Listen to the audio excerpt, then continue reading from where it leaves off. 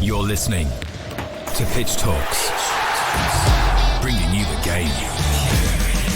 Hello, and thank you for tuning in to Pitch Talks, a UK top 4 career podcast, helping you to find your pathway into the sports industry. If you are passionate about sports, but not sure how to make it your dream job, then this podcast is for you. Today is slightly different episode to normal, as Sam and I will be looking over first 8 months of running the Pitch Talks podcast and pick out some standout moments from an array of episodes. So let's get to it. This is Pitch Talks, bringing you the game. Sam, it's been one heck of a journey already, I think it's fair to say. Where do you even begin to explain what the last 8 months of doing this podcast has been? I think you go back to where we were 8 months ago and what we wanted to get to, what we wanted to achieve, and think how many of those goals and how many of those sort of targets that we had, and they were only sort of loosely self-imposed targets, how many of those we've actually accomplished. And I think we've absolutely smashed every single expectation that we ever had when we started this. We thought it was just going to be me, you, and our mums listening to this. Actually, it turns out that, you know, quite a lot of people do want to listen to what I have to say, converses to what you frequently remind me. But actually, more importantly, they want to listen to what people who are actually within and have made a successful career within sport have to say. And I think there's a lot to be said about that the sports industry is massively competitive, and everyone who loves football, cricket, rugby, whatever sport you love, would love to work in sport but has no idea where to start. And we're 2 prime examples of that. Obviously, fortunately, I did get a slight exposure into it, not really in a sport that I was massively passionate for, because it's not really one that I've grown up with. I did like playing it. I enjoyed playing it, but it was never one that I'd sit and watch for more than an hour a week, really, in handball. Whereas I think actually if I'd worked in one of the sort of the 3 that I really do sit down and enjoy watching, I think maybe there would have been a bit more passion from my side to potentially extend that career within that sport and maybe look a little bit harder, if I'm honest. I did look when I was finishing up sort of England handball, but I think looking back, could I have looked harder? Yeah. One thing you did just mention there about is not looking hard enough. Now, obviously, I'm not trying to shift the blame away from you, but please do. The setup that you were at in terms of university, you did a sports related degree. How much did university encourage you to go out and look for work experience, whether that be industry related or not? Because obviously, I think there was a common misconception when we went to university that you go to uni and you're not walking to a job, but the success rate of you getting a job will be much higher. And obviously, we've learned that that's not the case. Do you think universities have a role to play in that? I think certain ones do. And I think mine actually did. The Students' Union side of things, the actual sort of the athletic union, shall I say, making the entire, every single sport free for all. You didn't have to pay a subscription. You didn't have to pay a membership to join any of these sports societies. And I've spoken to people that have gone and studied sports-based degrees and played for different university sports teams at other universities, and they have to pay a hefty membership. It's something similar to what you would pay if you went and played for a Sunday league men's side or even a Saturday cricket team. Like my cricket membership at the moment is over 100 quid a year, and you were having to pay that as a student. And now, as we know, money's tight as a student. Anything that can alleviate those additional sort of financial issues, it takes pressure off you as a student for having to worry about money. You should be realistically there to learn and enjoy yourself, learning being the paramount, but not all of us do that first. That's what first year's for. Yeah. Going back to your question, the athletic union did actually help. They put on a lot of free sessions, sort of taster sessions of maybe sports that you hadn't tried, or first aid courses that you could go on for free, coaching courses if you were in a particular sport and you wanted to sort of further yourself in that sport and you showed an interest. They would help find those courses for you. And they actually put me through my handball level 1.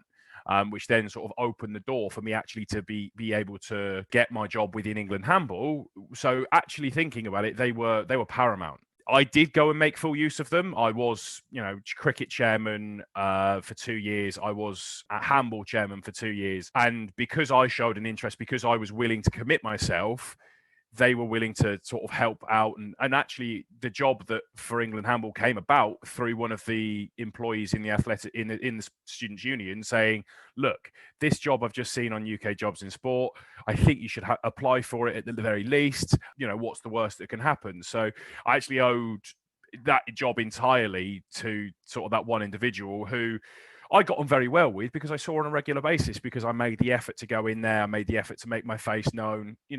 If you're front of mind, if you're out of sight, out of mind sort of thing, the flip side of that, if you're in someone's thought, they're going to think of you when they see something that might be applicable.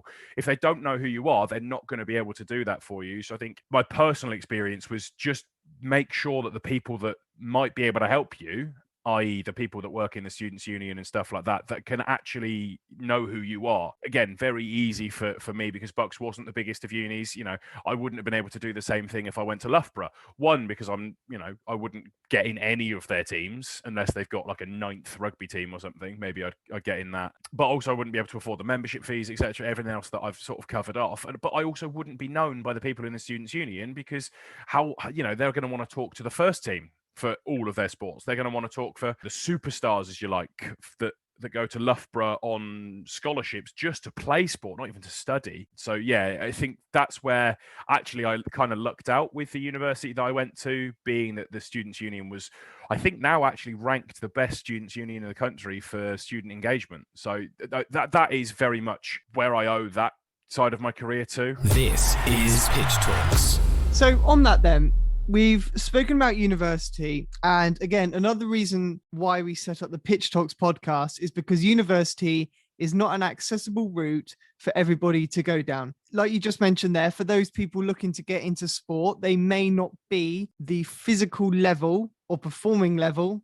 to get in with the teams like they want to. I mean, I can certainly talk that I wasn't. But then also it's all the other aspects of going to university. Some people just don't want to go to uni because that lifestyle isn't for them. Completely get that. A lot of our guests that we have spoke to have highly, highly applauded internships, work experience, apprenticeships. What's your take on, if you're wanting to get a job in sport, and listening to some of the experience we've had, like Claire Downey, for instance, she did uni, she also did all the other education opportunities.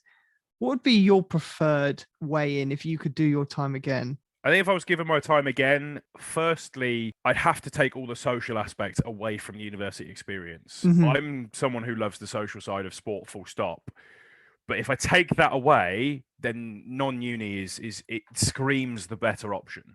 From the experiences that we've spoken about with numerous guests, including Claire, it feels that if you are able to, and this is obviously the biggest aspect of it, if you're able to do an internship, if you live close enough where you can get to and from that site on a daily basis, and you have the means to be able to do so, but as well as the financial backing and potentially help from parents, I definitely would. But then conversely, if you don't have that, is where I think university might be the beneficial option, because taking an internship's great, but who's going to pay for the rent? Who's going to pay for food? Who's going to pay for travel is probably the biggest aspect when you're doing an internship, because even if you are being paid, you're probably being paid a minimal wage, or even less than that, because it's intern's wage or an apprenticeship's wage. It's not even going to cover the cost of travel especially if you're talking about London, right? Because you got to get either a bus or the tube, or if you are physically fit, you can cycle. But from personal experience, that's the last thing I want to be doing at 7 o'clock in the morning, is trying to cycle to an office and get all sweaty especially on a hot summer's day, or flip side of that, get drenched when you're cycling in the driving rain. I mean, as we're recording this in May, it is absolutely tipping it down during the summer, so that's anyone's guess. So basically, just like to conclude from that conversation, then it's very open to anyone. I don't think university is now the be all and end all. I think it's still a fantastic opportunity, not just from a professional side of things, but also from a personal side of things. But I think employers, and certainly from what we've been learning already, the experience is just so highly regarded. And I think people with greater experience are going to get employed before someone with a degree, because I think it's almost at a point where everyone's kind of got a degree now. It's not seen as, unique. I think if you boil it down to it, if you sort of really boil it down, you think university degree is 3 years long. Unless you are working during that university degree, someone who didn't go to university is going to have 3 years worth more of experience than you. If they get an apprenticeship if they start at the same time, someone who's going to have 3 years more experience than you already, whilst you're trying to get an entry level job, someone's got 3 years more experience than you. So, and for me, I think we're almost at the point now where university is becoming non-essential, to the point that it actually is only needed for those jobs where you do need to go to university for 5 years, 6 years. Like, think of a doctor, for example. You have to. There's no alternative route. You can't go, can't go down your local pharmacy and say, oh, can I have an apprenticeship to become a doctor? No, you have to go to university. You have to get the qualifications, etc. Whereas I think certainly within the world of sport, it's the experience. It's the network of who I think is so imperative. And I think that has been reflected with 90% of the interviews that we have had, in that who is so important. And don't be afraid to use those connections that you have. Don't be afraid to go up to your dad's mate that he met once in the pub and say, oh, I know that you're working now at Sky. Is there any chance of a runner role? Because that was one where we interviewed, I think we've had both Claire Taylor and Graham Spink both said that they started as runners, which was an imperative role because you see everyone, you get to talk to everyone. It was actually very eye-opening when they both came back with the very, very similar account of how they started, which is probably the only two same stories that I think we've heard across all of our episodes. So it was quite a powerful thing to say that both worked and are now working in editing and directing, that they started at the same spot or in a similar role. So that is certainly something to pick up on, that actually a role like that gives you access to so many different areas within a business or within an organization, that you can then get talking to people, get to know people, start your network. And I think there's so much now being made about who as well, but networking events, you know as well as I do of late, that networking is open doors. Just because if you speak to someone, they know who you are, they know what you do. So yeah, that's the sort of the next bit of advice would be network with people, get to know people, expand your personal network as to who you know. You're listening to Pitch Talks. I think following on then, the biggest lessons that we have learned so far, just from what our guests have been saying, I want to come on to another standout guest for myself, or that I found really, really engaging. That was Anne-Marie Batson, broadcaster, producer, runs her own freelance broadcasting operation, and is also part of a successful podcast with Talk Sport, Coming In From the Cold, which has also just been nominated for another brilliant award. The stuff that she was talking about was not only the importance of accepting voluntary positions or voluntary work experience, don't expect to go straight in at a paid level, but it's also this mindset of transferable skills and being within a company that may not necessarily be your end goal.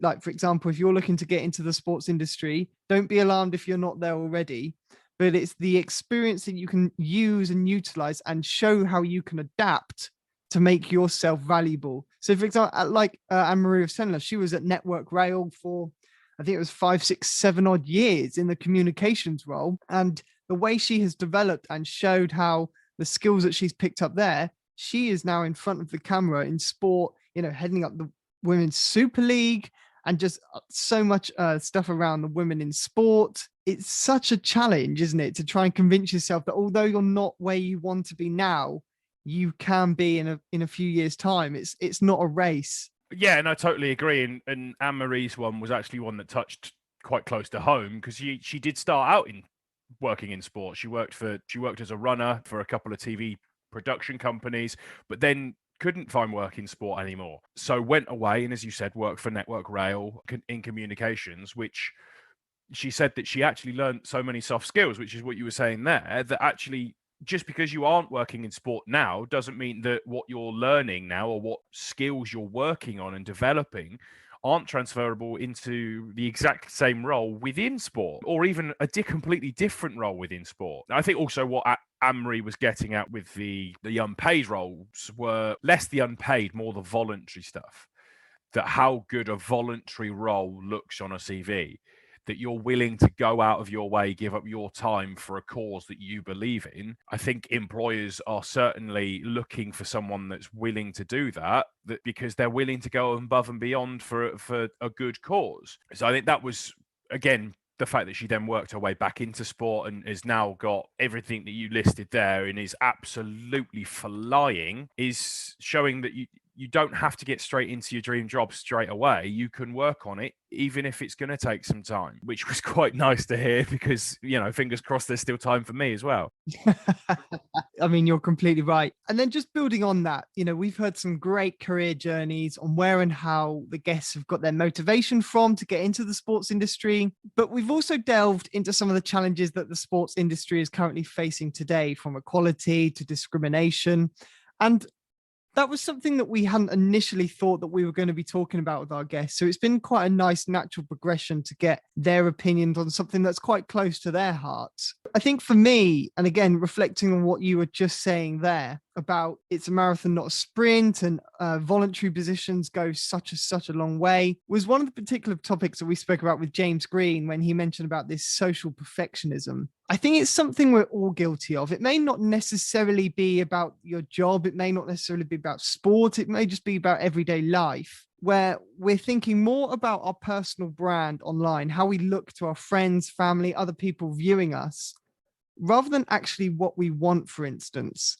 So it's this whole mindset of, I want to change a career, but I'm worried about what they might say, or I'm not earning the right amount of money for my age, or I should be living in a major city, or I should be doing this, I should be doing that, and how toxic that is. And I think that's been accentuated with the rise of social media. What do you do you think social media is a good thing on our lives, speaking more of personal professional development, or is it actually quite an inhibitor?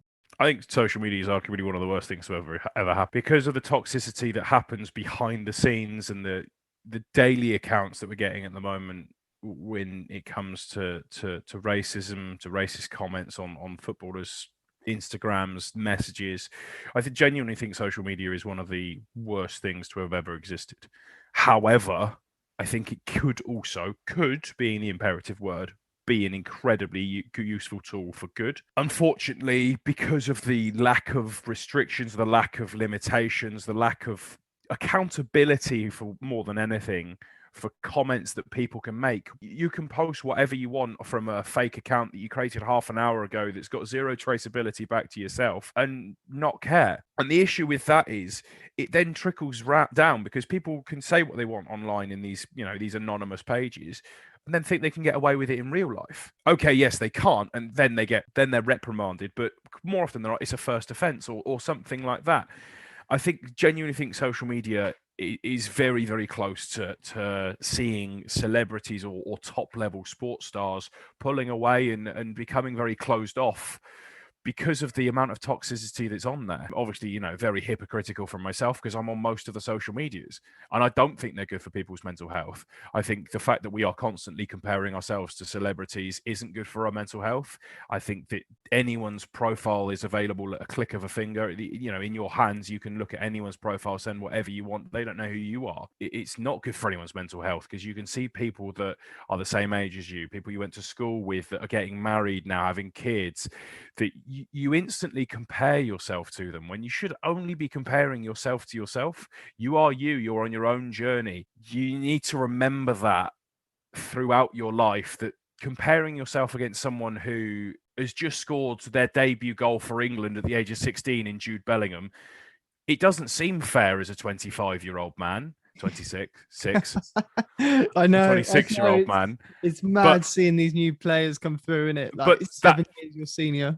That's the reality of it. That I'm never going to play for England, unfortunately, unless some sort of miracle happens and it's a make-a-wish sort of situation. It's not going to happen. So I need to stop comparing myself to Jude Bellingham. However, seeing his age, that was the first thing that came into my mind. So the fact that it can come into anyone's, it's something that social media is allowed to grow and fester, I think is probably an appropriate word, that needs dealing with. Otherwise, we could have a serious problem on a global scale where people are continually comparing themselves to people that, in the nicest possible way, they're never going to be the same as. Everyone has their own characteristics of their own personality. There is no point comparing yourself to anyone, which is one of my frustrations about sport in general when it comes to statistics, that everyone gets compared with everyone else. But yes, social media could be a tool for good, but I think until serious change it happens on the regulation side of things, it will maintain its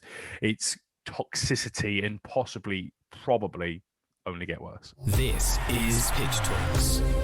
Moving on to then the positives of what we've spoken about with some of our guests and some of the experiences that we've been so fortunate to have in terms of networking and the opportunity to virtually meet some of the people in the sports industry. We've learned about sports sponsorship with Michael Jackson, learning life of a teacher at a Premier League club foundation with Dominic Edwards, life as a producer at England Cricket with Claire Taylor, to preparing a global rugby league cup tournament with John Dutton, and the many steps of becoming an Olympic athlete with Mark Hawkins. Some awesome stories, some incredible experiences. However, what I'd love to ask you is, looking back over all of our episodes, what has been one of the maddest moments for you whilst we've been producing Pitch Talks? I think you know exactly what I'm about to say, because I know that you have the exact same moment. I think the maddest moment was about 12:30. In fact, possibly slightly before that. I was on my lunch break playing FIFA, the video game, listening to the commentary and not really thinking anything of it. We then started recording a podcast at 12:30, and the exact same voice was saying my name. Derek Ray, by far and away, has to be the best experience. And that's not to belittle anyone else that we've spoken to, because there have been some incredible names. As you said, John Dutton, the chair of the Rugby League World Cup that I'm hoping to go to, COVID allowing, later on this year. Fantastic experience. Speaking to Mark Hawkins about his Olympic experience, we've had an Olympian on here. But for me, on a personal level, listening to someone whose voice I've heard more than anyone else's in the last 3 months, for 5 months, but him actually turning around and saying my name and answering my questions that I'd prepared, was the maddest moment. And I think it will take something incredible to beat that. Yeah, no, I mean, I think it's completely fair in the fact that we've grown up massive football fans. We remember the days when, Derek Ray was ultimately commentating on the Champions League, for instance, when his voice was a lot more, perhaps not accessible, but exposed, perhaps in the UK, I think is the better word. Well, he was actually, if I think I'm right, one of the first football commentating voices I ever heard, because he was on one of the early PES games from memory. I think he was the voice of Pro Evolution Soccer 2, which I had as a 6-year-old, or played as a 6-year-old, and didn't even think anything of it at that age, because you don't think, it's a voice on a video game. You don't think anything more of it. But I totally agree. It's a voice that, as you say, we grew up with, but not necessarily the most accessible.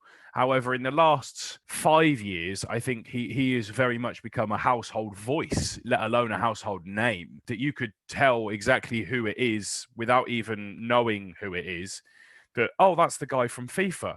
You might not necessarily know his name, but you know his voice. And I think that's the madness of it. Yeah, I think it was definitely that moment, wasn't it, that we were sat on Zoom and we still couldn't quite believe what was going to happen. We didn't think he was going to be able to attend, for obvious reasons, having so many working commitments coming through. But then to see him then join, and then just to hear his voice instantly, it was just such a strange moment. But I think not only was it just fantastic to be able to just talk with him, but some of the stories that he was sharing, even from how he started in sports broadcasting, recording himself of his own accord, going to Aberdeen games.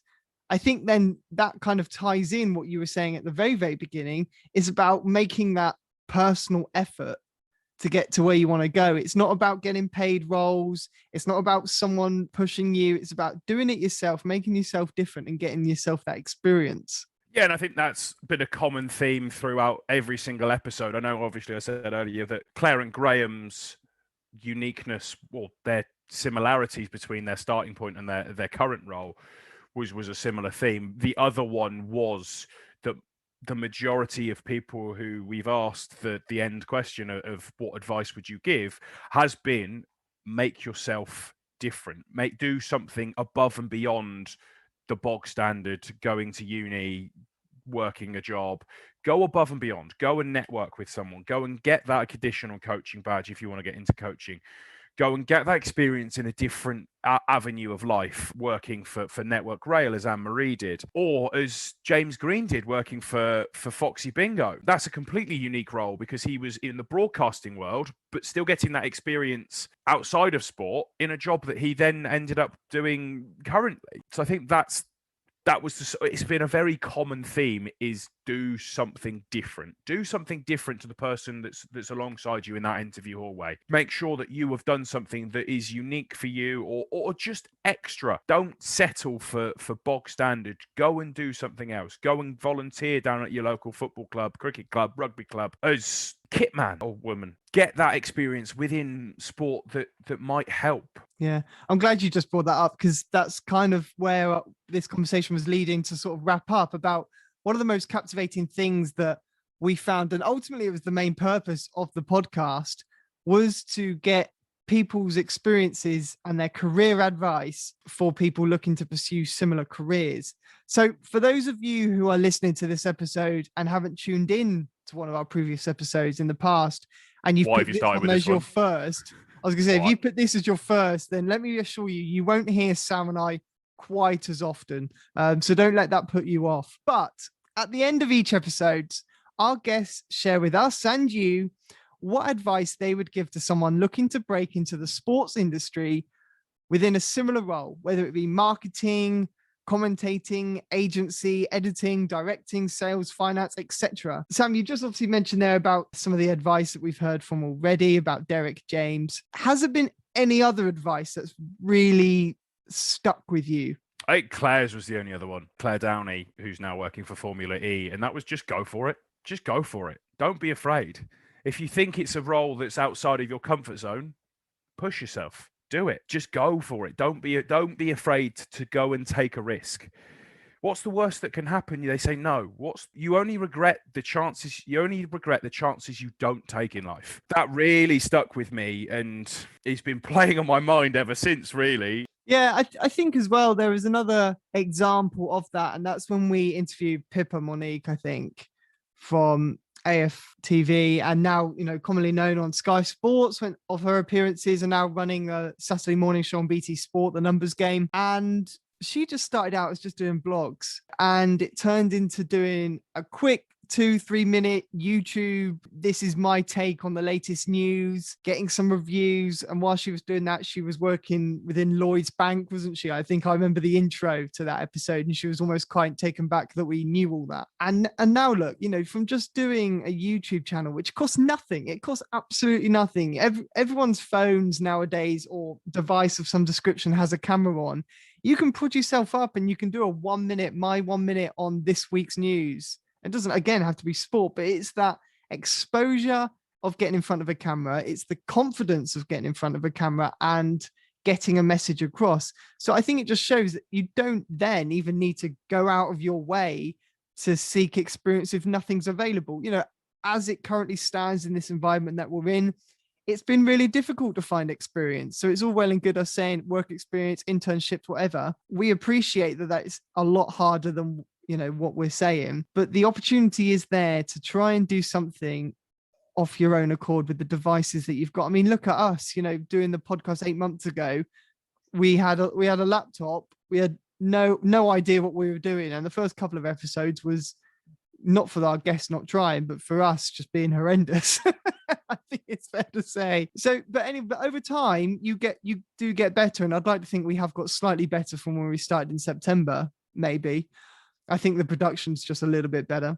So it just goes to show that it doesn't need to be a full professional role to get your ball rolling. It can literally just be anything to, just, you use the digital platforms available, use them to your advantage. I totally agree, and I wasn't going to blow our own trumpets, but you obviously we've wasted a good amount of time. I think you can probably drop it in now. Yeah, I mean, I say I wasn't going to. I was waiting for it, and you beat me to it. So I completely agree. You know how easy. And don't take that the wrong way. Was it for us to set up a podcast, go through with this, and be where we are now? Okay, yeah, we've not set the world on fire, but we've exceeded any expectations that we ever had that we wanted to get out of this. But also, it's going to hopefully, touch wood, give us the ammunition going into jobs in the future to say, look, we've set this up.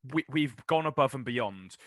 And I think, again, on top of that, as you said, use the mediums to your advantage. You've got YouTube, which is okay. YouTube's good. It can be monetized. You can put your adverts on there. But I think the one at the minute is TikTok, right? How easy is TikTok to make a video?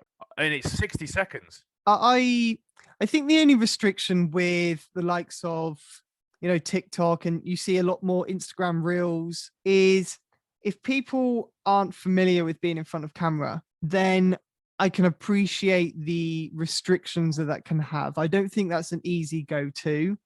I think that's why, there's still a place for the likes of Twitter and LinkedIn and stuff like that, because it's much easier to put content out there. I think it's quite daunting the first time you try and go in front of a camera. And I think that's why for our first couple of episodes, it was a little bit shaky. Well, and that, we've got the perfect faces for radio or podcasts. So yeah, putting us in front of the camera, I think would have scared a few people off. We had to entice them in with the voices first. But no, on a serious note, I do agree. It is daunting in that first stage. So therefore, maybe a blog is an easier way to go down. But as you say, there are so many avenues out there at the moment, and I think that's only going to get more and more. I think there'll be a new platform in maybe a year's time that will do something slightly different. You think about when Instagram came out, Snapchat came out, TikTok came Clubhouse now. Clubhouse at the moment, although that's struggling of the last couple of weeks, but that's going to happen with a new platform, right? There'll be a surge again, maybe in 6 weeks' time when they finally release it on Android.